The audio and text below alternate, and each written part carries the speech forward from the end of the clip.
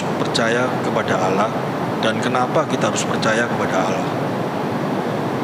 Kalau kita mengaku sebagai anak Tuhan, kalau kita mengaku kita punya iman, kita harus percaya kepada Allah. Kenapa? Ya. Kenapa kita harus percaya kepada Dia? Kita tidak bisa berbicara ya karena saya mulai kecil diajar sama orang tua saya harus percaya sama Tuhan. Bukan cuma itu aja. Setiap pribadi masing-masing harus memiliki satu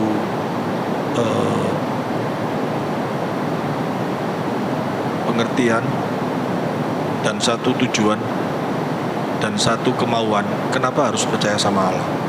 Saya menulis yang pertama, karena kita percaya bahwa kita diciptakan oleh Dia. Ya, ini yang pertama. Kalau kita percaya kita diciptakan oleh Dia, kita juga harus percaya bahwa Dia menciptakan kita di dalam rencananya. Ini harus kita mengerti dulu dengan baik.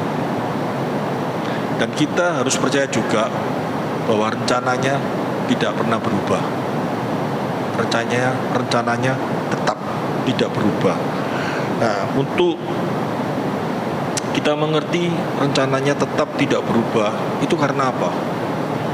Manusia memiliki rencana. Semua manusia ya memiliki rencana. Karena manusia dikasih akal dan pikiran. Tetapi manusia rencananya bisa berubah-berubah. Kalau Allah, kita berkata bahwa rencananya tidak pernah berubah. Itu karena apa? Yang pasti karena Dia adalah Allah yang sempurna. Amin. Ya, Dia memiliki kesempurnaan sehingga kalau Dia sudah memiliki rencana, pasti rencananya sempurna. Kalau rencananya sempurna, pasti tidak pernah berubah. Ini kita mengerti ini dengan baik dulu. Saya ulangi ya. Jadi kenapa kita harus percaya sama Allah? Karena kita percaya bahwa kita diciptakan oleh Dia. Yang kedua, karena kita tahu pasti ya bahwa rencananya itu sempurna. Kenapa kita bisa ngomong rencana sempurna? Karena Allah sempurna dan rencananya tidak pernah berubah. Dan yang lebih luar biasa lagi, kita mengerti jika Dia yang menciptakan kita, Dia pasti tahu segala kelemahan kita. Amin. Yang paling tahu segala kelemahan kita, yang paling mengerti segala kemampuan kita, yaitu Sang Pencipta. Saya ibaratkan, kalau saya membuat sesuatu, saya sebagai manusia yang tidak sempurna ini membuat sesuatu, saya sendiri yang membuat, saya pasti tahu segala kelemahan yang saya buat. Saya tahu segala kebaikan dan keburukan di mana apa yang saya ciptakan itu, yang saya buat. Dan ciptakan, saya gak bisa menciptakan, hanya Allah yang bisa menciptakan. Ini dimengerti dengan baik. Terus kita mulai lagi masuk. Saya nanti akan masuk kepada beberapa firman Tuhan untuk supaya kita lebih mengerti tentang rencana Allah yang tidak pernah gagal. Apa yang sudah Allah tentukan tidak pernah berubah. Allah memilih di dalam segala konsep pilihannya bahwa yang terbaik itu bagi kita. Ini kita tidak secara langsung nanti kita akan belajar doktrin. Karena beberapa hari, beberapa waktu ini saya ingin menghindari sebetulnya ya pengajaran-pengajaran yang sifatnya doktrinal, dan saya mau masuk daripada firman Tuhan yang praktis, tetapi nggak bisa. Tuhan tarik saya ke hal yang demikian terus di dalam persiapan, sehingga pada waktu saya mau melawan pada waktu persiapan malah nggak masuk semua di dalam pikiran saya, tetapi yang ada kebingungan sendiri. Akhirnya saya menurut saja apa yang ingin Tuhan sampaikan di dalam kehidupan kita. Kita mengiring Kristus, kita tahu bahwa ada kata-kata penebusan ya, perlunya kita percaya penebusan kekal. Apa itu penebusan kekal? Penebusan kekal itu adalah konsep pilihan. Jadi sebelum segala sesuatunya ada di dalam dunia ini, Allah sudah memiliki rencana untuk menebus. Siapa yang ditebus? siapa yang tidak dipilih. Ini perlunya apa kita mengerti tentang hal ini dalam kehidupan kita. Banyak orang berkata, bahkan banyak beberapa orang yang menolak. Nggak perlu kita mengerti tentang hal itu, karena kalau kita pegang hal ini, nanti takutnya di dalam kehidupan kita sehari-hari kita sulit untuk menginjili.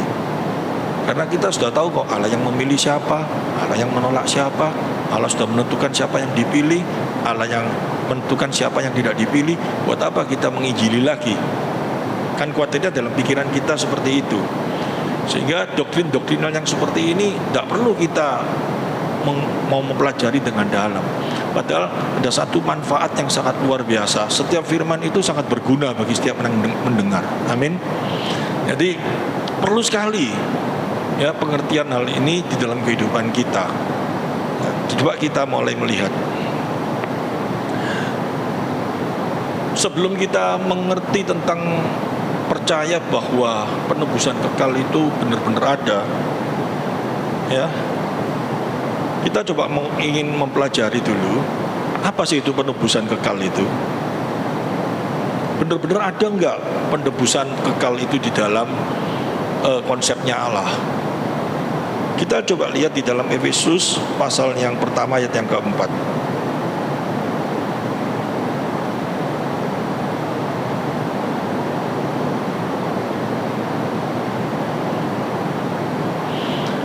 Ini berapa hari ini kita pernah belajar, tetapi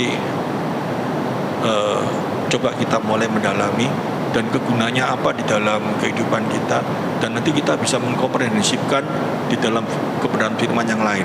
Saya bacakan, sebab di dalam Dia Allah telah memilih kita sebelum dunia dijadikan, supaya kita kudus dan tak bercacat di hadapannya.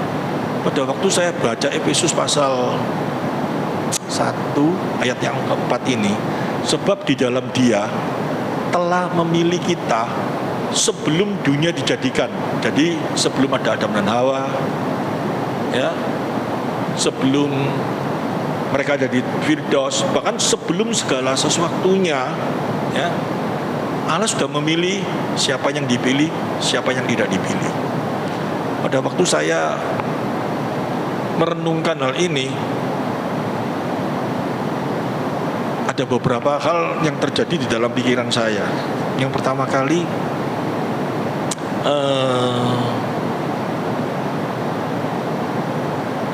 Allah Bapa, Allah Anak, Allah Roh itu kekal. 3 pribadi yang ada sebelum segala sesuatunya ada. Sebelum segala ciptanya ada, Dia ada, karena Dia yang awal. Ada sesuatu yang sangat luar biasa. Sebelum Dia menciptakan manusia, Dia sudah memikirkan konsep penebusan. Sebelum manusia hadir dalam dunia, ya, Dia sudah memilih siapa yang dipilih, siapa yang ditolak. Berarti kalau Dia memilih, itu ada jalannya. Jalannya melalui Kristus. Nah, Kristus itu sudah dipersiapkan, ya, sebelum segala sesuatunya ada sebagai penebus. Amin. Ya, kita pada waktu saya menjelaskan ini, rasanya kita langsung bisa terima, oke. Tetapi selama ini ada satu ayat yang sering kali tidak secara langsung membawa satu pengertian yang lain dalam kehidupan kita. Ada ayat yang berkata, karena begitu besar kasih Bapa kepada dunia, sehingga diberikan anaknya yang tunggal. Jadi seolah-olah karena keberdosaan manusia, Allah memberikan anaknya kepada kita. Pada waktu kita merekam perkataan ini tidak boleh berjalan seperti ada masalah baru Allah memberikan anaknya untuk kita. Kalau kita memiliki pemikiran seperti itu, saya berpikir tidak secara langsung saya menghina Allah saya. Ngerti kan? Kenapa saya menghina Allah saya? Bahwa dia Allah yang tidak benar-benar memiliki kedaulatan dan kesempurnaan dan kemahaan. Kenapa bisa seperti itu? Karena Allah berjalan di dalam waktu sudah kalau seperti itu. Jadi dia berharap kepada Adam. Ya, dia pertaruhkan dulu kepada Adam. Adam ditaruh di tanam Firdaus. Adam gagal, baru dia pakai jalan kedua. Karena dia mengasihi manusia, dia memberikan Yesus untuk kita. Kalau saya punya Allah yang seperti gitu, nanti Yesus diberikan kepada orang percaya untuk mati di kayu salib, dan barang siapa percaya memperoleh hidup kekal. Dan saya mulai pikir, manusia ini kan bebal semua, manusia ini kan nakal. Pada waktu Yesus sudah mati bagi kita, bisa enggak kalau semua orang enggak percaya sama dia? Bisa saja. Dan nanti kalau seperti itu, Allah memiliki satu pengertian, satu cara lagi untuk bagaimana caranya menyelamatkan manusia. Jadi seolah kalau kita berpikiran seperti itu terus, tidak secara langsung menghina siapa itu Allah di dalam pandangan kita.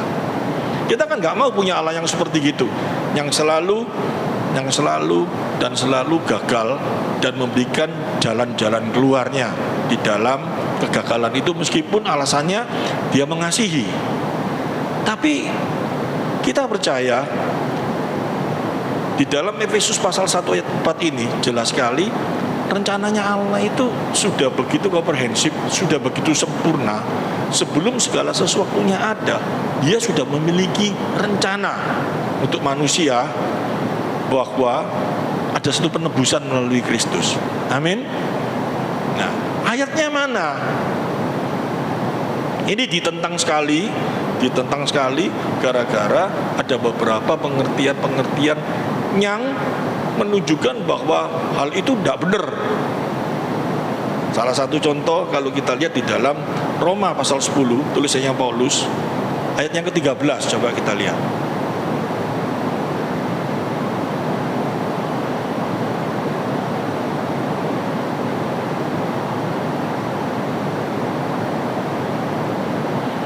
Sebab barang siapa yang berseru kepada nama Tuhan akan diselamatkan. 14. Tetapi bagaimana mereka dapat berseru kepadanya jika mereka tidak percaya kepada Dia? Bagaimana mereka dapat percaya kepada Dia jika mereka tidak mendengar tentang Dia? Bagaimana mereka mendengar tentang Dia jika tidak ada yang memberitakannya? 15. Dan bagaimana mereka dapat memberitakannya jika mereka tidak diutus? Seperti ada tulis betapa indahnya kedatangan mereka yang membawa kabar baik. Jadi kalau kita lihat mulai ayat 13 sampai 14, ya. Apalagi kalau kita baca beberapa ayat, iman diperoleh karena mendengarkan firman Tuhan. Ayat 13 berkata gini, sebab barang siapa yang berseru kepada nama Tuhan akan diselamatkan. Paulus ngomong kayak gitu toh. Siapa berseru ya kepada nama Tuhan akan diselamatkan. Diperjelas lagi di dalam ayat 14. Mana bisa mereka berseru? Ya, tetapi bagaimana mereka dapat berseru kepadanya jika mereka tidak percaya kepada Dia? Bagaimana mereka dapat percaya kepada Dia jika mereka tidak mendengar tentang Dia? Bagaimana mereka mendengar tentang Dia jika tidak ada yang memberitakannya? Jadi seolah-olah ya, segala sesuatu jalan keselamatan itu datangnya dari pemberitaan firman Tuhan yang diberitakan. Konsep pilihan ini tidak ada. Ya, bagi beberapa orang yang pernah ikut eksposisi kitab Roma, pasti sudah mengerti maksud daripada Roma pasal 10 ayat 13 sampai 15. Tapi bagi mereka yang tidak mengerti, ini bisa menjadi satu hal yang sangat bahaya. Orang bisa mau percaya kepada Yesus itu harus mendengarkan firman Tuhan. Benar ya? Memang betul. Ya, memang betul harus mendengarkan firman Tuhan. Dengan mendengar itu mereka bisa memperoleh keselamatan. Tapi pertanyaan saya satu, sebelum nanti kita baca konteks daripada Roma pasal 10 ini, coba kita mulai memikirkan di dalam kehidupan kita sehari-hari. Apalagi kita masuk di dalam Kisah Rasul saja, benar ya? Kemarin kita baca di dalam Kisah Rasul, Raja Agripa pada waktu Rasul Paulus menjelaskan tentang Injil, benar ya? Raja Agripa mendengar dan Raja Agripa jawabannya kayak apa? Hampir-hampir aku jadi Kristen gara-gara apa yang Paulus ucapkan, tapi dia tidak mau, benar toh? Ya, tapi harus kita ingat, bukan berarti kita tidak perlu mengabarkan Injil, karena ada beberapa ayat juga yang menyatakan hendaknya engkau memberitakan kebenaran ini dari seluruh dunia. Konsep pilihan ini bukan satu tujuan, ya, bukan satu tujuan untuk menggagalkan Injil. Tapi konsep pilihan ini ada satu tujuannya apa? Coba, tapi sebelumnya saya ingin menjelaskan tentang Roma pasal 10 ini dulu supaya kita jelas. Kitab Roma itu adalah surat Paulus kepada jemaat di Roma.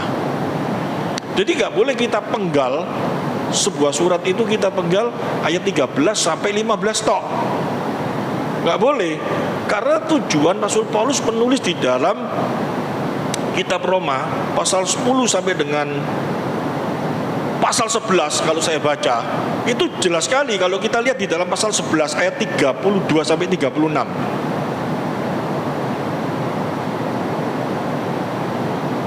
pasal 11, Roma pasal 11 ayat 32 sampai 36. Sebab Allah telah mengurung semua orang dalam ketidaktaatan, supaya dapat menunjukkan kemurahannya atas mereka semua. Ini masalahnya apa sih sebetulnya? Coba kita lihat yang 32, 33, coba kita lihat. Oh, alangkah dalamnya kekayaan, hikmat dan pengetahuan Allah. Sungguh tak terseliki keputusan-keputusannya, dan sungguh tak terselami jalan-jalannya. 34. Sebab siapakah yang mengetahui pikiran Tuhan, atau siapakah yang pernah menjadikan penasehatnya? 35. Atau siapakah yang pernah memberikan sesuatu kepadanya sehingga ia harus menggantikannya? 36. Sebab segala sesuatu adalah dari Dia dan oleh Dia dan kepada Dia, bagi Dialah kemuliaan sampai selama-lamanya. Saya pernah mengajarkan eksposisi kitab Roma, ya. Pada waktu saya baca di dalam Roma pasal yang ke-11 ayat 36 ini, ya, dan oleh Dia dan kepada Dia, bagi Dialah kemuliaan sampai selama-lamanya, saya cuma berkata apa? Amin. Tapi hari ini ada beberapa hal yang akan saya hubung-hubungkan melalui kebenaran firman Tuhan yang lainnya. Dan sebelumnya kita lihat di dalam Roma pasal 10, mulai pasal 10 tadi sampai dengan pasal 11.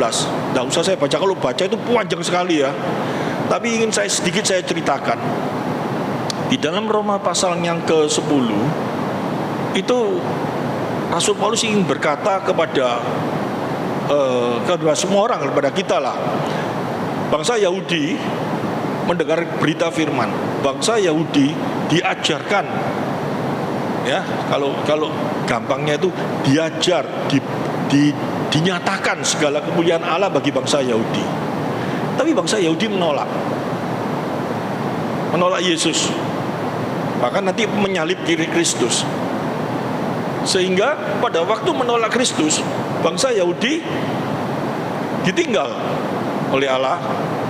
Bangsa lain diberitakan Injil, bangsa lain menerima Injil, bangsa lain akhirnya menerima Kristus.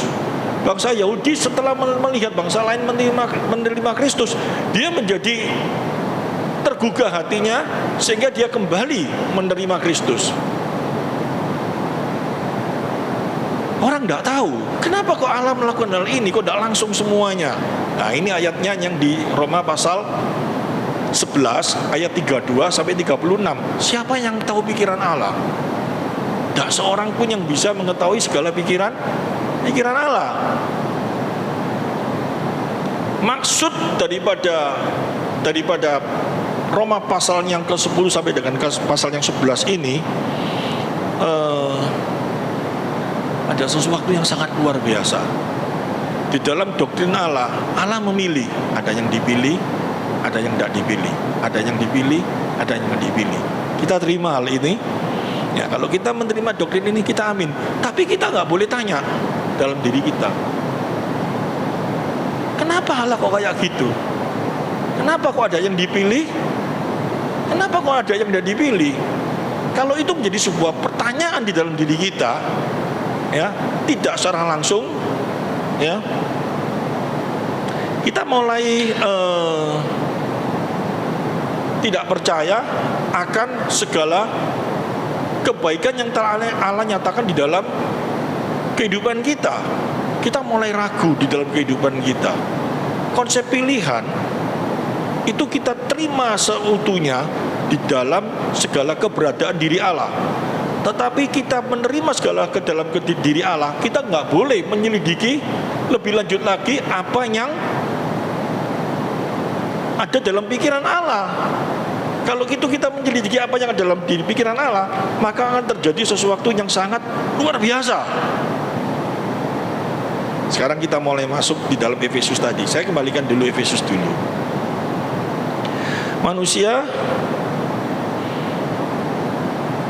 pada waktu mendengar Efesus pasal 1 ayat 4, sebab di dalam Dia Allah telah memilih kita sebelum dunia dijadikan supaya kita kudus dan tidak bercacat di hadapannya. Kata memilih kita harus mengerti, ya. Yang mungkin baru datang di Efrata tidak tahu. Kata memilih itu bukan cuma Allah ini tak pilih, ini tak tolak, ini tak pilih, ini tak tolak. Bukan seperti itu. Tetapi ada satu hal yang sangat luar biasa. Di dalam pemilihan Allah, itu Allah siap mati bagi orang yang dipilih. Amin. Dia memberikan hidupnya bagi setiap orang yang dipilih. Karena apa? Setiap manusia berdosa. Harusnya manusia semua mengalami kematian. Jadi, ya, di dalam ciptaan Allah itu ibaratnya gini. Sebelum penyakit itu ada, Allah sudah menyediakan obatnya. Yaitu siapa? Dirinya sendiri bagi kita. Ini harus ada di dalam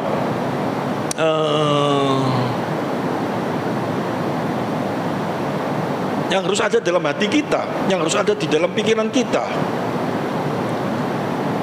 Kalau enggak, ada sesuatu yang nanti yang salah dalam hati kita terhadap siapa itu Allah dalam kehidupan kita. Nah, untuk konsep yang seperti ini ada beberapa ayat nanti kita akan belajar bersama. Efesus pasal 1 ayat 4 ini jelas, tapi diperjelas lagi di dalam Kisah Rasul pasal 2 ayat 23. Kita baca satu-satu dulu. Ayatnya saya baca, nanti baru kita menerima pengertian yang lebih dalam. Kisah Rasul pasal 2 ayat 23. Dia yang diserahkan Allah menurut maksud dan rencananya. Sekarang kita mulai ngerti toh.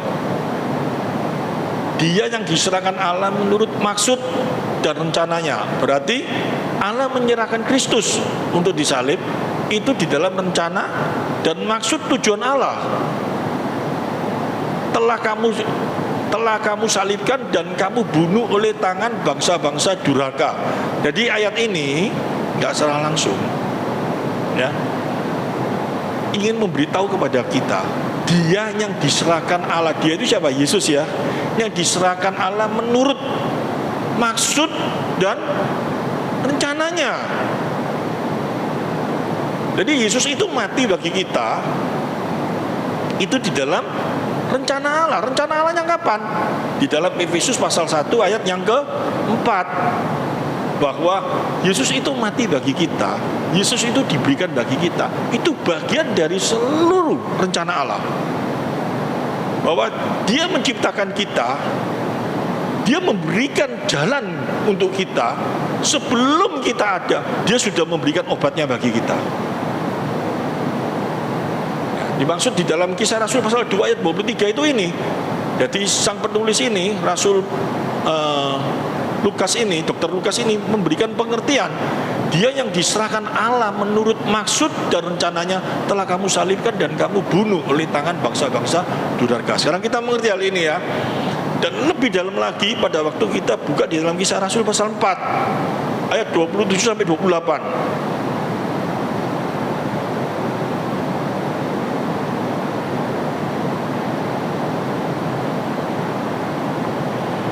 Sebab sesungguhnya telah berkumpul di dalam kota ini Herodes, Pontius Pilatus beserta bangsa-bangsa dan suku-suku bangsa Israel melawan Yesus hambamu yang kudus yang engkau urapi.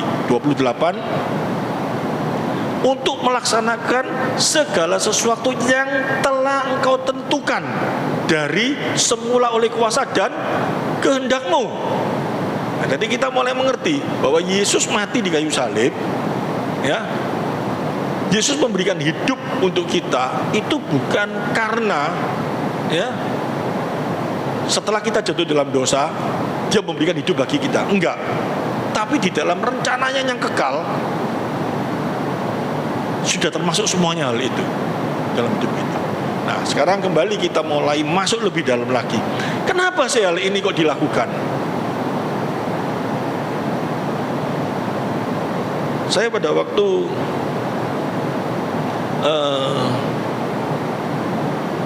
baca kenapa ini kok dilakukan, ya, kenapa kok Allah melakukan hal ini dalam kehidupan manusia yang tidak karu-karuan ini, kok Dia mau mati bagi kita ini semuanya, terus dalam rencananya Allah yang sempurna, Allah yang mulia, kok mau melakukan hal ini, kenapa? Itu dijawab sama firman Tuhan. Betul nih. Nah, jawabannya coba kita lihat. Saya senang sekali ya, karena kenapa? Kalau enggak, kita lihat di dalam sebelum ini Cak bongkar dulu, kenapa ya? Kenapa Allah lakukan itu? Coba kita lihat di dalam Yohanes, Injil Yohanes pasal 11 ayat 1. Nanti kita baca bersama-sama sampai dengan selesai. Nanti ada satu hal ya, di dalam Yohanes pasal 11 ayat 1 sampai selesai ini. Kita semua tahu toh, Lazarus yang dibangkitkan dari kematian, itu tujuannya apa? Pada waktu nanti ada perkataan satu kata, itu menjadi ganjelan dalam hati saya sebetulnya. Dan itu dijawab nanti di ayat yang ini. Saya senang sekali pada waktu saya persiapan, Tuhan singkapkan hal ini. Saya rasanya plong, ada satu jawaban. Coba kita lihat ya.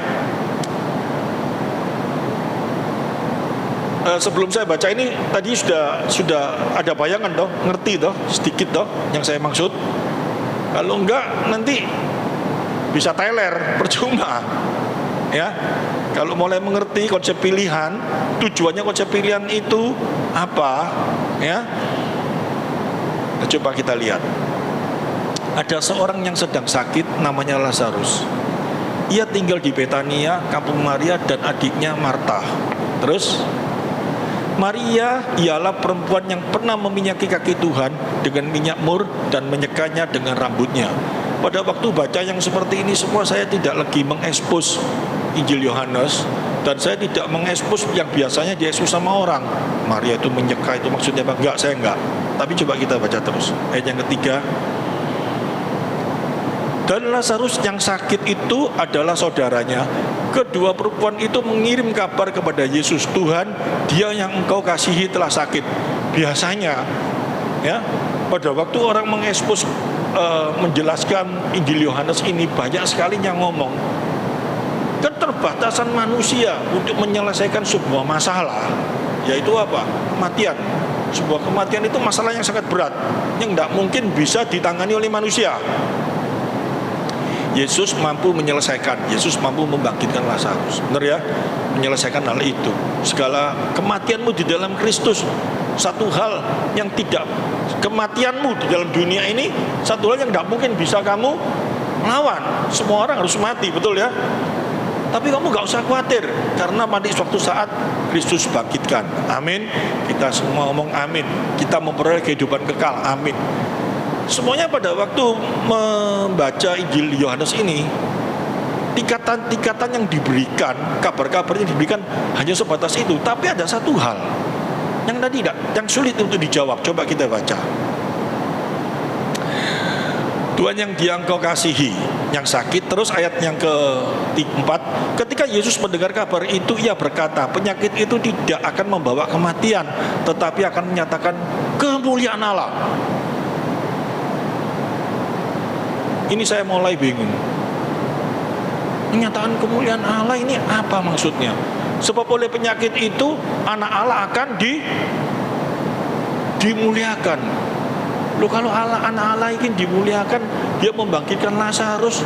Lazarus harus mati gara-gara seperti itu supaya anak Allah dimuliakan. Saya rasa apa yang Yesus lakukan tidak perlu sampai Lazarus mati. Banyak hal yang memuliakan Dia. Banyak orang yang tahu hal itu. Tetapi kenapa ada perkataan sebab oleh penyakit itu anak Allah akan dimuliakan. Kenapa kok harus melalui Lazarus yang mati? Kenapa harus melalui nanti semua orang susah, semua kakak-kakaknya susah, semua orang susah, bahkan Yesus sendiri menangis. Semuanya itu tujuannya untuk memuliakan Allah. Apa yang dimuliakan? Kenapa kok memuliakan Allah? Padahal kalau kita lihat ayat selanjutnya, apa coba kita lihat? Yesus memang mengasihi Marta dan kakaknya dan Lazarus. Namun setelah didengarnya bahwa Lazarus sakit, Ia sengaja tinggal 2 hari lagi di tempat di mana ia berada. Jadi seolah-olah ya wis, biar mati dulu, nanti akan Yesus bangkitkan. Sakit toh, Dia tahu sakit, dan Dia tahu nanti kalau ditinggal 2 hari pasti Lazarus mati. Tahu sakit bukan cepat-cepat didatangi, tetapi malah ditinggal 2 hari. Bahkan nanti salah satu saudaranya Lazarus itu ngomong, wah, coba kamu datang lebih cepat, mungkin Lazarus tidak akan mati. Tapi karena kamu telat, sehingga Lazarus mati. Tapi di ayat keempat tadi, semuanya itu untuk memuliakan Allah. Rasanya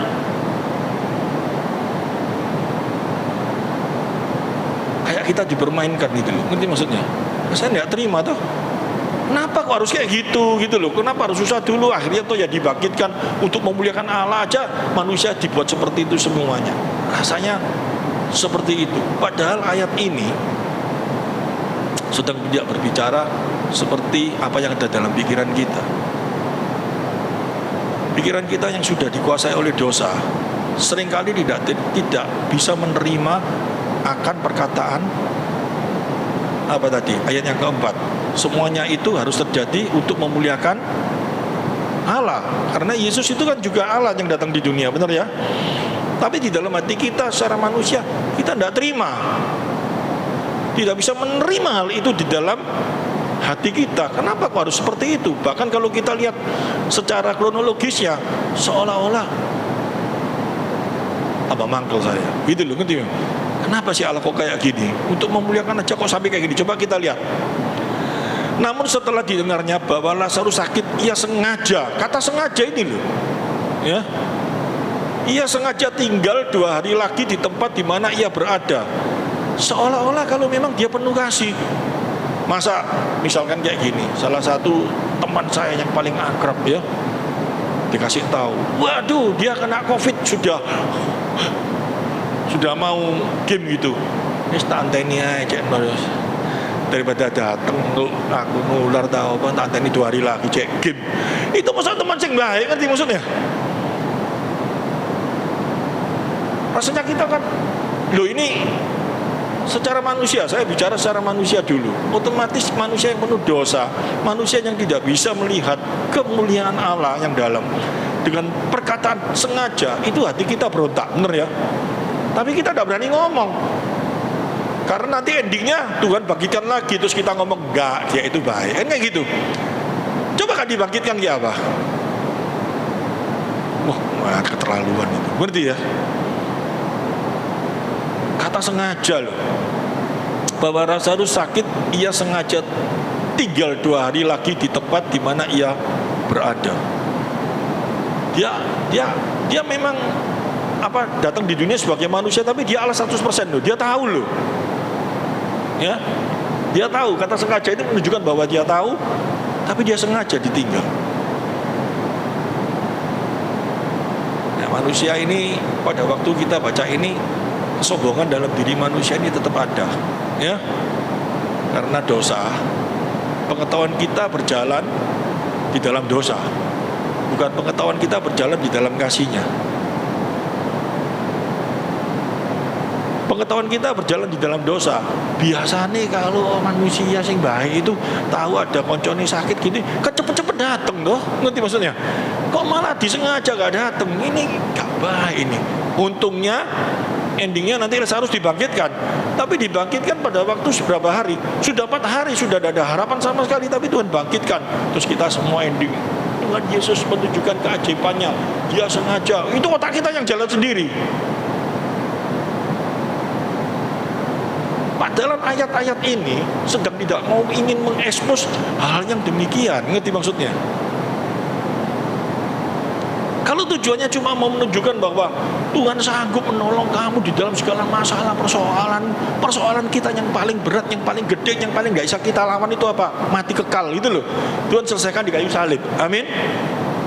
Tapi kalau ayat ini cuma tujuannya satu, kamu diparani debt collector, kamu gak punya duit, kamu sakit penyakit yang gak bisa sembuh, gak usah khawatir, nanti Tuhan pasti sembuhkan. Ini loh buktinya ayat ini. Anda akan stres. Karena tidak ada satu ayat yang menjanjikan, ya. Kita percaya, saya percaya 100%. Kalau saya sakit, saya ada masalah, Tuhan sanggup memulihkan, menyelesaikan. Amin. Tapi ayat ini sedang tidak berbicara hal yang demikian. Lihat, Tuhan sanggup. Lazarus yang sudah mati 4 hari, dia mendemonstrasikan.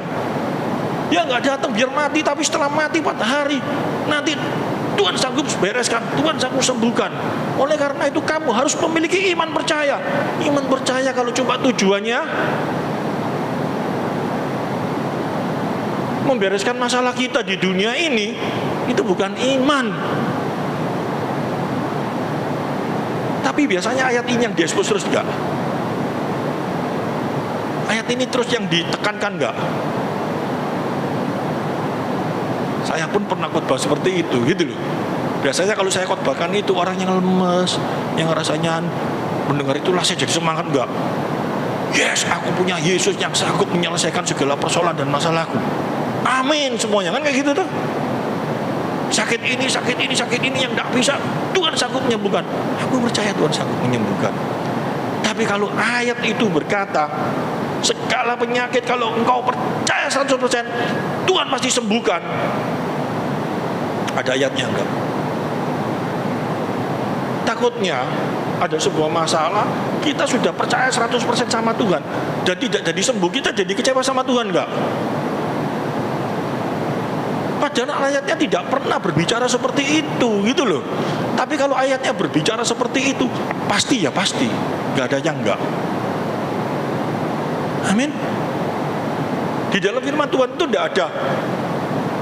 Ya, ukuran iman itu kan bingung toh. Kalau kamu punya iman bener-bener, masalahmu pasti beres.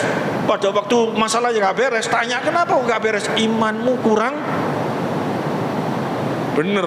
Padahal sama Tuhan Yesus sudah dikasih pengertian. Kamu punya iman sebiji sesawi aja sanggup memindahkan gunung. Gunung itu masalah yang paling gede. Oh, berarti gak punya iman. Ditekankan tambah hal yang demikian lagi. Orang yang kena tekanan kayak gitu tambah stres enggak? Padahal kata-kata kalau kamu punya iman sebiji sesawi, kamu sanggup memindahkan segala perkara atau memindahkan gunung itu apa? Sesuatu yang mustahil. Yang mustahil itu apa? Nah, saya menyelidiki hati kita semua. Yang mustahil itu apa sih? Sakit penyakit disembuhkan, gak punya duit nanti bisa punya duit gede. Yang ada masalah dalam dunia ini tidak bisa tergoyahkan, nanti Tuhan selesaikan. Gitu? Apa yang masalah paling gede? Saya kasih gambaran lagi. masuk lubang jarum, itu kan mustahil. Nah, tujuan omongan itu untuk apa sih? Mustahil itu apa sih? Masalah apa sih itu? Keselamatan. Tidak ada seorang pun yang harusnya bisa selamat, tapi bagi Tuhan tidak ada yang mustahil. Amin. Kamu punya iman sebiji sesawi, kamu punya iman sekecil apapun juga, tapi kalau kamu percaya Yesus adalah Tuhan, pasti kamu masuk surga. Hanya itu. Amin. Jantungku sampai deretak. Karena selama ini orang, saya berapa hari yang lalu ketemu sama Mbak Tuhan, yang diomongin cuma gitu tok gitu loh. Buka ayat ini, tidak ada yang mustahil. Pasti beres, pasti beres, pasti beres. Seperti kalau kamu punya iman sebiji sesawi. Itu kalau saya ngomong ya, saya berapa hari ini berbicara tentang rahmat. Itu orang-orang yang membunuh rahmat, kasih karunia Tuhan yang sudah dinyatakan dalam kehidupan seseorang.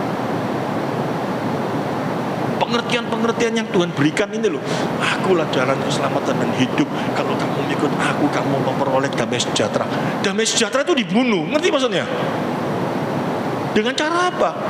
Ayat-ayat yang dipelintir-pelintirkan itu loh, ngerti loh? Pengertian-pengertian yang dipelintirkan, tidak karu-karuan dalam hidup itu loh. Akhirnya orang itu tidak bisa 100% memiliki iman yang benar di hadapan Tuhan. Imannya itu cuma apa? Iman gunung kawi, kan maksudnya? Datang sama Tuhan, bener-bener nanti apa yang menjadi keinginan kita pasti terlaksana.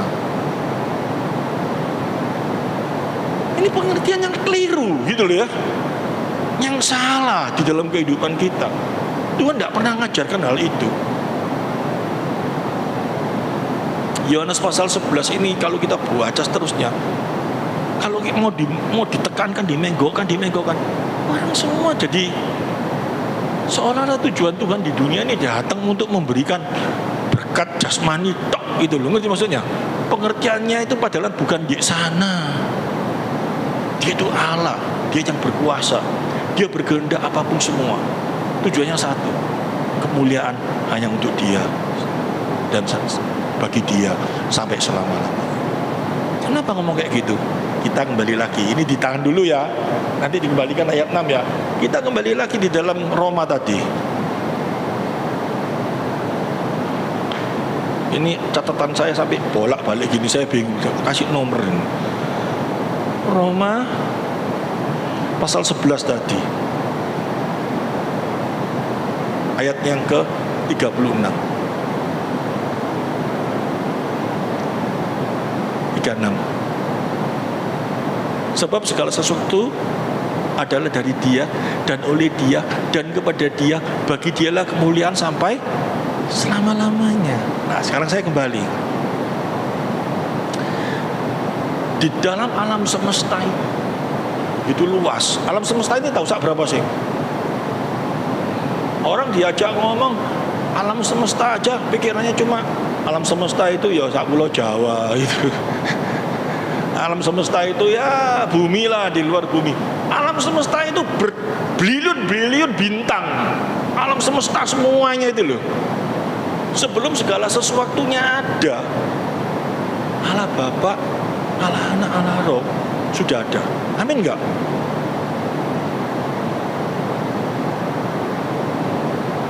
Untuk menyatakan kemuliaannya, terciptalah segala sesuatu. Amin.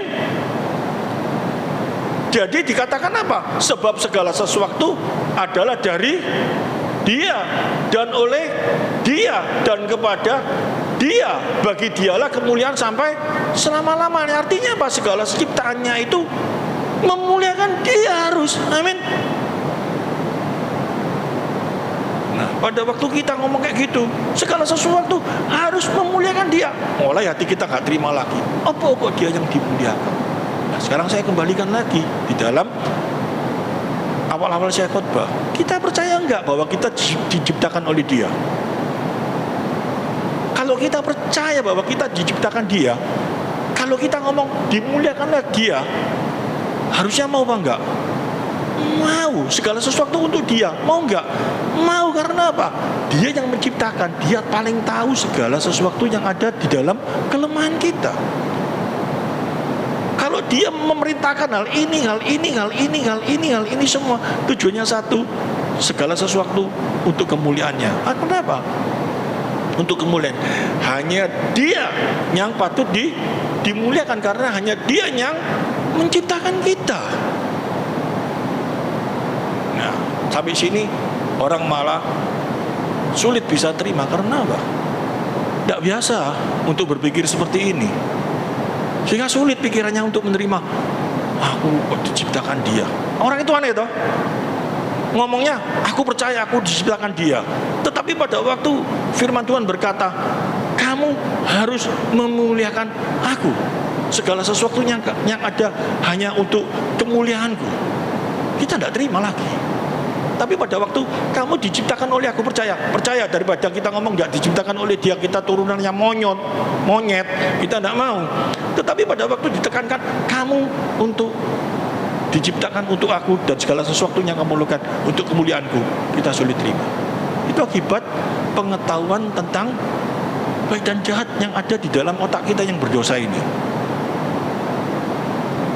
Segala sesuatu dalam semesta ini sudah kena kutuk dosa, termasuk otak kita ini semuanya. Sehingga hal yang benar ini sulit bisa diterima di dalam pikiran kita, apalagi kebenaran firman Tuhan. Kenapa sih Roma pasal 11 ayat 36? Ayo kita baca mulai ayat 1, tidak apa-apa ya. Jauh sedikit ya saya jelaskannya. Ini sesuatu yang luar biasa. Rasanya Rasul Paulus ini ngomong gini loh. Allah ini kok kayak gini ya, Allah ini kok kayak gini ya, Allah ini kok kayak gini ya. Waduh, aku udah tahu kayak apa, gak ngerti. Tetapi pada akhirnya, waduh, ternyata segala sesuatu ini untuk Dia, hanya Dia, bagi Dia selama-lamanya kemuliaan. Dia itu ngomong kayak gitu. Coba kita lihat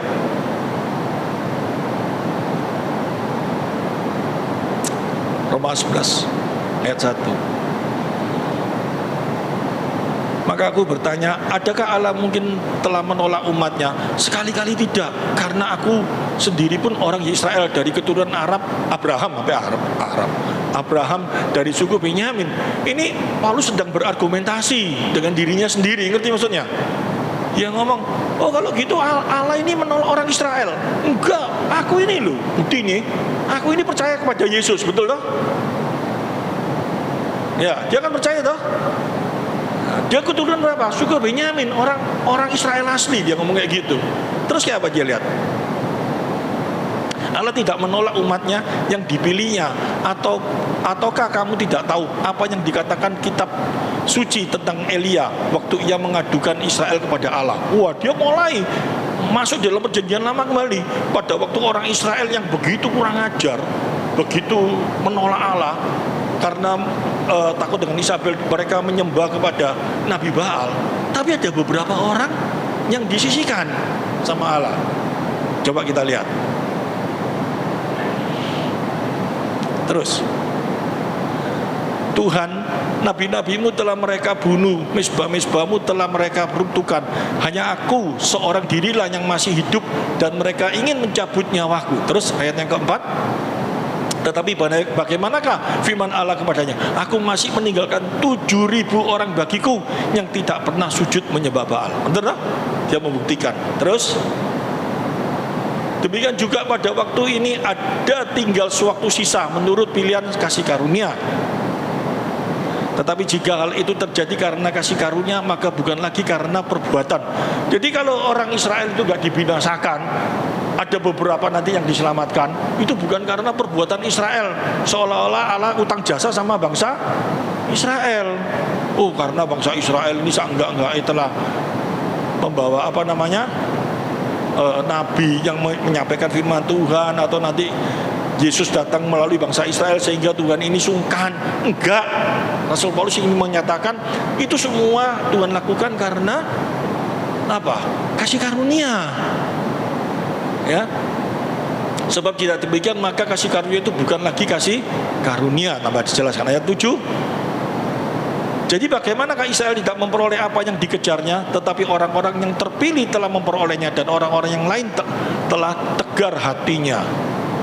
Terus, seperti ada tertulis, Allah membuat mereka tidur nyenyak, memberikan mata untuk tidak melihat dan telinga untuk tidak mendengar sampai kepada hari sekarang ini. Ini ayat ini berbicara tentang segala sesuatu Allah tentukan. Amin. Mau terima ini enggak? Nyata loh ini. Bangsa Israel itu enggak bisa menolak, enggak bisa mau menerima, karena Allah yang bekerja dalam hati mereka. Dikatakan apa? Allah membuat mereka tidur nyenyak, memberikan mata untuk tidak melihat dan telinga untuk tidak mendengar sampai kepada hari sekarang ini. Terus dan Daud berkata, biarlah jamuan mereka menjadi jerat dan perangkap penyesatan dan pembalasan bagi mereka. 10. Dan biarlah mata mereka menjadi gelap sehingga mereka tidak melihat, dan buatlah punggung mereka terus-menerus membungkuk. Maka aku bertanya, adakah mereka tersandung dan harus jatuh? Sekali-kali tidak. Tetapi oleh pelanggaran mereka, keselamatan telah sampai kepada bangsa-bangsa lain supaya membuat mereka cemburu. Wah, saya punya Allah yang bisa melakukan. Mulai kita tidak terima, sak penake dhewe, seolah-olah kayak gitu toh. Tidak terima lagi hati kita toh. Wah, ini kayak apa? Orang itu sebetulnya kalau dia diginikan kan bisa percaya kan kayak gitu toh. Kita kan langsung nolak kayak gitu toh. Ayat tadi itu, dia yang membuat orang tertidur, dia yang membuat orang tidak bisa mendengar. Dia mau, wah coba dia mendengar coba gini kan dia mau mau bertobat. Salah lagi kita punya pikiran kayak gitu. Karena apa?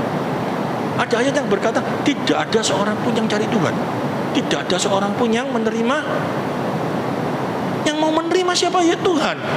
Tetapi kalau mereka nantinya dibukakan lagi, mereka bisa mendengar. Kok dikatakan tadi telinga mereka ditutup, mata mereka tidak bisa melihat, supaya mereka tidak bisa kembali lagi kepada Tuhan. Kita jangan berpikir, oh kalau seseorang itu bisa datang kepada Tuhan, mau menerima Tuhan, itu karena kekuatannya dia sendiri. Enggak. Kenapa kok enggak? Karena nanti ada penjelasannya lagi. Tanpa kasih karunia yang atas itu, ya tadi itu loh, karena di atasnya dikasih tahu toh, mereka itu dipilih, disisakan, mereka itu disisakan sebagian. Karena apa? Bukan perbuatan baiknya mereka, tetapi kasih karunia Tuhan. Mereka itu ditahan supaya mereka itu nanti menerima kasih karunia. Untuk sementara ini mereka belum bisa menerima karena tangan Tuhan yang menahan juga. Bisa terima maksudnya ini ya? Jadi ayat ini satu tapi ada keterusan lagi. Ya. Tujuannya apa? Ada satu tujuan, supaya melalui ketidakmauan mereka menerima Injil, bangsa lain menjadi menerima. Dan setelah bangsa lain menerima, dikatakan apa? Supaya membuat mereka cemburu iri karena bangsa lain menerima, akhirnya mereka kembali lagi menerima.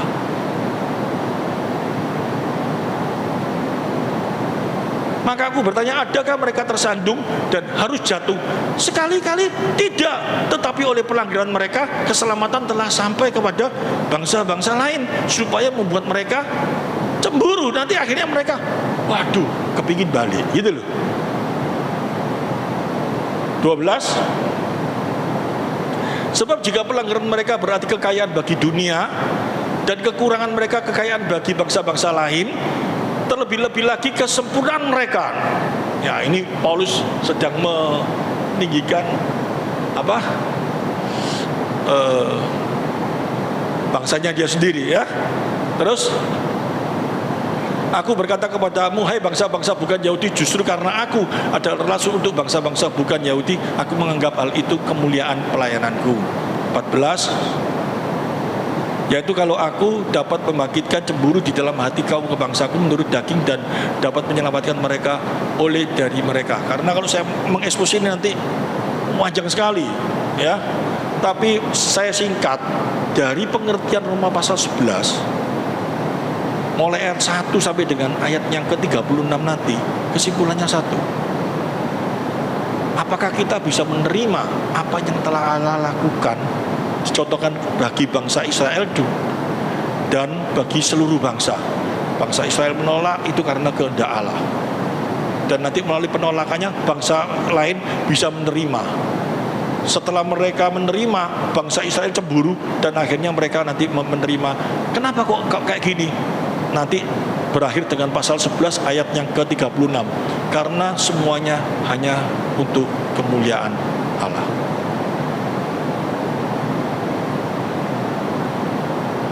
Nah, Nah, sekarang kita melihat di dalam Efesus pasal yang keempat, pasal 1 ayat yang keempat lagi. Kita kembali ini lagi dulu.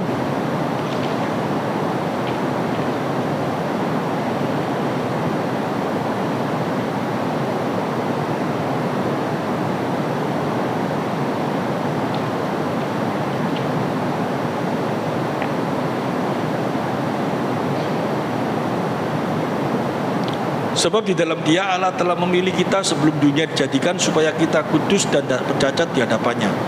Tadi saya masih memenggal di dalam pengertian sebab di dalam dunia Allah telah memilih kita sebelum dunia dijadikan supaya kita kudus dan tak bercacat di hadapannya. Supaya kita kudus dan tak bercacat di hadapannya itu segala apa? Allah yang lakukan, Allah yang bekerja, Allah yang melakukannya semua. Itu jelas sekali di mana? Nanti kita mau baca di dalam 1 Petrus pasal 1 ayat 1 sampai dengan ke-4. Dia yang telah, dia yang bekerja, dia yang melakukan semuanya. Apalagi di dalam kitab Roma.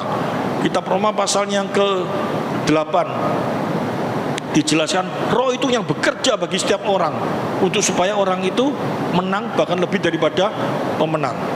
Ini semuanya kita harus melihat secara kacamata komprehensif. Nah, sekarang kalau kita mau lihat lagi di dalam 2 Timotius, tadi sudah belum dibuka ya, 2 Timotius pasal 1 ayat yang ke-9.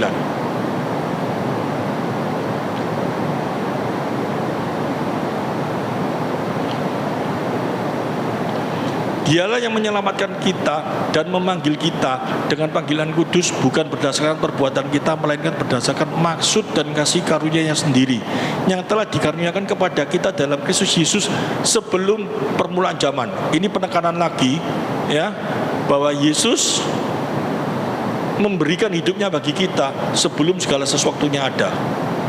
Tapi yang sangat luar biasa kalau kita lihat di dalam Efesus pasal 3 ayat 9 sampai 11. Tujuannya apa?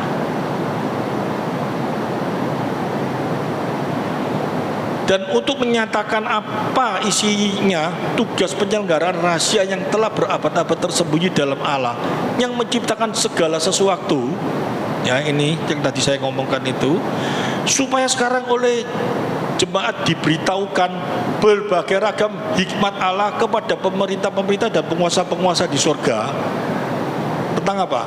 Sesuai dengan maksud abadi yang telah dilaksanakan dalam Kristus Yesus Tuhan kita. Ini Efesus pasal 3 ya, dimulai dari ayat yang ke-9. Coba kita mau lihat. Sekarang masih adakah gereja memberitakan hal ini? Pasal 3 ayat 9. Dan untuk menyatakan apa isi tugas penyelenggaraan rahasia yang telah berabad-abad tersembunyi dalam Allah yang menciptakan segala sesuatu. Ini harusnya diberitakan ya, diberitakan bagi setiap rumah Tuhan. Dan untuk menyatakan apa isinya tugas penyelenggaraan rahasia yang telah berabad-abad tersembunyi dalam Allah yang menciptakan segala sesuatu. Ayat yang ke-10-nya, supaya sekarang oleh jemaat diberitahukan berbagai ragam hikmat Allah kepada pemerintah dan penguasa-penguasa di surga. Artinya apa? Tugas gereja untuk memberitakan tujuan daripada Kristus datang di dunia, Kristus mati bagi kita, itu mulai kapan? Ini harus dijelaskan semuanya. Kalau enggak, saya jadi aneh gereja itu sekarang. Ya. Tidak memberitakan di dalam Efesus pasal 3 ayat 10 ini. Apalagi ditegaskan di dalam ayat yang ke-11. Coba kita lihat. Memang sulit ya, sesuai dengan maksud abadi yang telah dilaksanakan dalam Kristus Yesus Tuhan kita. Apa ini maksudnya? Sesuai dengan maksud abadi mulai sebelum segala sesuatunya ada ya, yang dikatakan di dalam Efesus pasal 4 tadi. Efesus pasal 1 ayat 4 ya. Efesus pasal berapa tadi? Efesus pasal 1 ayat 4. Kristus mati untuk kita, Kristus sebagai penebus sebelum segala sesuatunya ada. Itu disesuai dengan maksud abadi segala sesuatunya sebelum ada, Yesus sudah dirancangkan seperti itu dengan ya yang telah dilaksanakan dalam Kristus Yesus Tuhan kita. Ini harus betul-betul diberitakan. Cuma sayangnya sekarang yang kita dengar dalam kehidupan kita mengiring Kristus, iman itu setiap gereja ditekankan cuma sebatas yang tadi itu. Yang apa? Kita lihat di dalam Yohanes tadi, yang sering kali dipakai, Yohanes pasal 11 tadi, mulai ayat 1. Nah sekarang saya coba mau menjelaskan satu-satu. Coba kalau seumpama saya jelaskan ya, Yohanes pasal 11 ayat 1 sampai dengan nanti ayat yang keberapa itu ya. Kita lihat, kalau tidak sesuai dengan Efesus pasal 3 ayat 9 dan 11, setelah saya jelaskan gini, ada penolakan atau ada penerimaan, saya tidak tahu, coba nanti kita masing-masing setiap pribadi mengerti sendiri. Ada seorang yang sedang sakit, namanya Lazarus, ia tinggal di Betania, kampung Maria dan adiknya Marta. Maria ialah perempuan yang telah meminyaki kaki Tuhan dengan minyak mur dan menyekanya dengan rambutnya. Ini seorang yang baik-baik semua. Pengertiannya cuma itu toh, gak usah diekspos yang lain-lain. Tapi kalau dulu diekspos macam-macam, ya itu sahabatnya Yesus. Yesus tahu kalau seseorang yang telah melakukan sesuatu bagi dirinya, Yesus tak pernah meninggalkan dia. Biasanya kan sering ngomong kayak gitu tuh. Kalau firman Tuhan, karena di sini dikatakan apa? Adalah saudaranya kedua perempuan itu mengirim kabar kepada Yesus, dialah yang engkau kasihi sakit. Terus ketika Yesus mendengar kabar itu, ia berkata, penyakit itu tidak akan membawa kematian, tetapi akan menyatakan kemuliaan Allah. Sebab oleh penyakit itu anak Allah akan dimuliakan. Sekarang kalau ayat 4 ini, setelah kita mendengar tadi yang saya jelaskan, sama dengan di Efesus pasal 3 ayat 9 sampai 11, kita mulai mengerti apa yang dimaksud ayat ini. Semua ayat kunci di dalam pasal Yohanes pasal 11 ini, ayat kuncinya tujuannya di dalam ayat yang keempat ini apa? Ketika Yesus mendengar kabar itu, ia berkata, penyakit itu tidak akan membawa kematian, ya, tetapi akan menyatakan kemuliaan Allah. Sebab oleh penyakit itu anak Allah akan dimuliakan. Ini memiliki sebuah pengertian, ya, segala sesuatu ada di dalam kuasanya. Hanya bagi dia, untuk dia, segala sesuatu. Dan kita gak bisa berargumen macam-macam. Kalau kita berargumen macam-macam melalui peristiwa ini, kita potong sepenggal-sepenggal. Yohanes pasal 11 ayat 4 ini pasti tidak mau diekspos. Karena apa? Yang lainnya lebih tertarik. Coba kita lihat ayat yang kelima. Yesus memang mengasihi Marta dan kakaknya dan Lazarus. Ini didramatiskan loh. Namun setelah didengarnya bahwa Lazarus sakit, ia sengaja tinggal 2 hari lagi di tempat di mana ia berada. Kata sengaja tadi saya sudah menjelaskan. Kalau secara teman, secara apa, ada yang sakit sengaja tidak mau datang, nanti dibiarkan biar mati dulu. Ini masa hal yang benar? Tapi dibalik sama pikirannya kita yang sudah dikuasai dosa. Ya, itu Allah ingin menunjukkan bahwa dia adalah yang berkuasa atas segala masalahmu. Sehingga dibiarkan dulu mati, setelah itu nanti dia datang, dia bangkitkan. Padahal ayat ini tidak sedang berbicara seperti itu semuanya. Tujuannya bukan seperti itu. Ayat yang ke-7. Tetapi sesudah itu ia berkata kepada murid-muridnya, mari kita kembali lagi ke Yudea. 8. Murid-murid itu berkata kepada yang Rabi, baru-baru ini orang-orang Yahudi mencoba melempari engkau, masih maukah engkau kembali ke sana? Terus jawab Yesus, bukankah ada 12 jam dalam satu hari? Siapakah yang berjalan pada siang hari, kakinya tidak teratuk karena ia melihat terang dunia ini? Tetapi jikalau seorang berjalan pada malam hari, kakinya teratuk karena terang tidak ada di dalam dirinya. Ini sebuah gambaran-gambaran seringkali kita dengar. Demikianlah perkataannya, dan sesudah itu ia berkata kepada mereka, Lazarus saudara kita telah tertidur, tetapi aku pergi ke sana untuk membangunkan dia dari tidurnya. ini sering diekspos terus ya. Terus maka kata murid-murid itu kepadanya, Tuhan, jikalau ia tertidur, ia akan sembuh. Tetapi maksud Yesus ialah tertidur dalam arti mati, sedangkan sangka mereka Yesus berkata tentang tertidur dalam arti biasa. Jadi kalau saya mau baca ini terus ya, kembali saya tekankan tadi, seolah-olah tujuan di dalam Yohanes pasal 11 sampai dengan nanti ayat yang keberapa itu, coba lihat.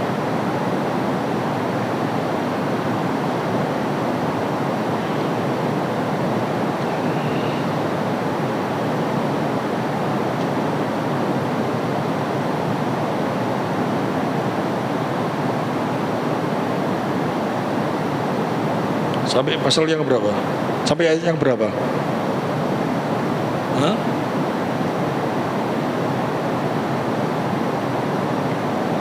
Enggak, tentang Lazarus ini 44 ya.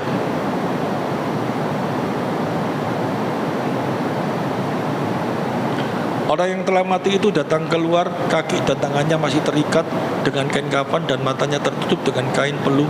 Kata Yesus kepada mereka, bukalah kain-kain itu dan biarlah ia pergi. Biasanya kalau kita melihat di dalam Yohanes pasal 11 ayat 1 sampai 44, yang diekspos itu apa?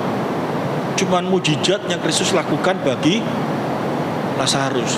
Dan yang lebih luar biasa lagi, dia ngomong kayak apa? Seolah-olah apa?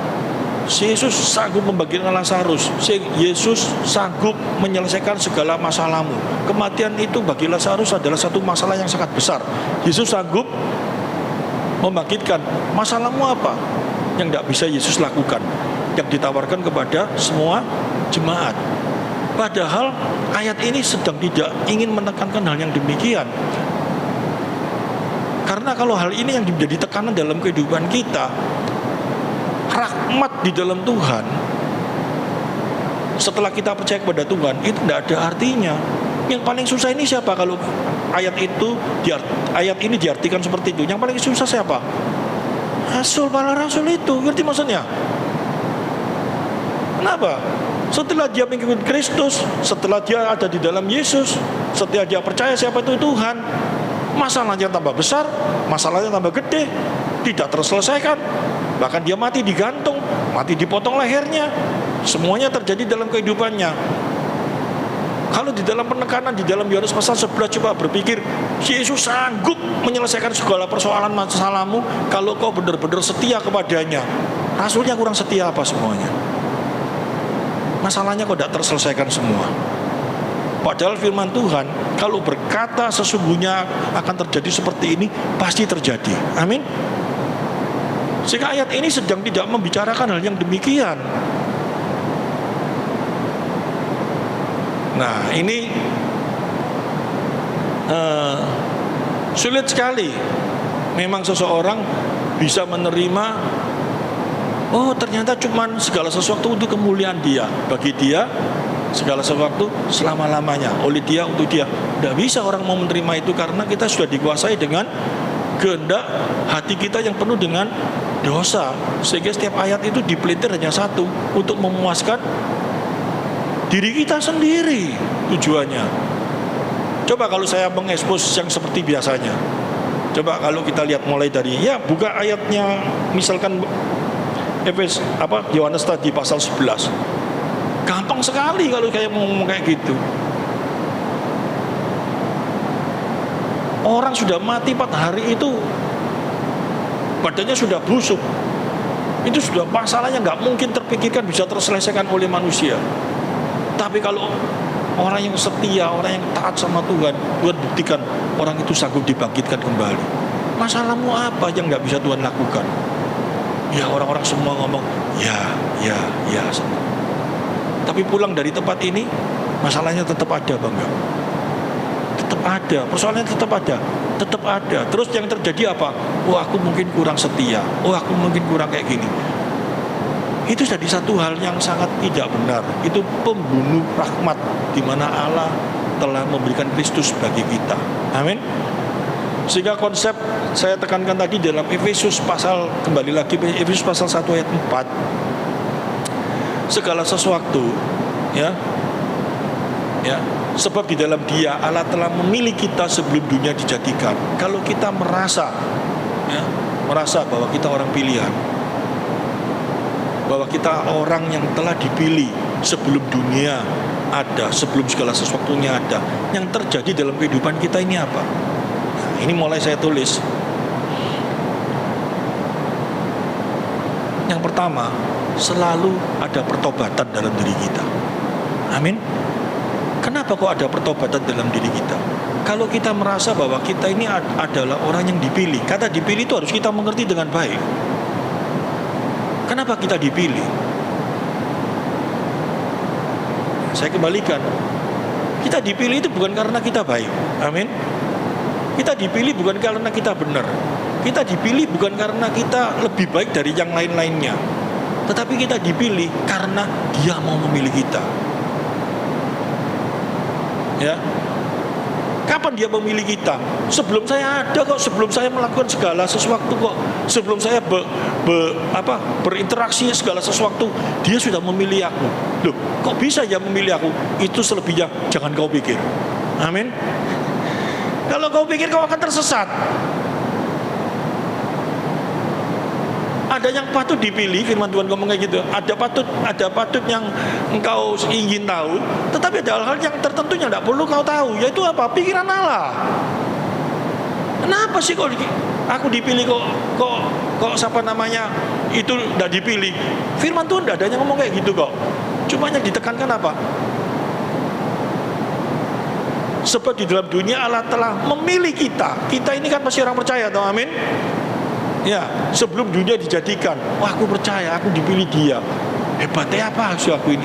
Baiknya apa? Aku ini jelek, aku ini tidak benar, aku ini orangnya nggak betul, tapi Allah memilih aku. Dan langsung komprehensif kepada yang lain. Kalau Dia memilih aku, Dia melengkapi aku. Melengkapi aku dengan apa? Firman-Nya. Melalui firman-Nya, aku diperbaiki. Aku harus jauh dari dosa. Aku harus tidak boleh melakukan hal-hal yang tidak Tuhan inginkan. Karena kalau aku memang aku orang pilihan, aku pasti, ya apa? Tuhan sertai, Tuhan jagai.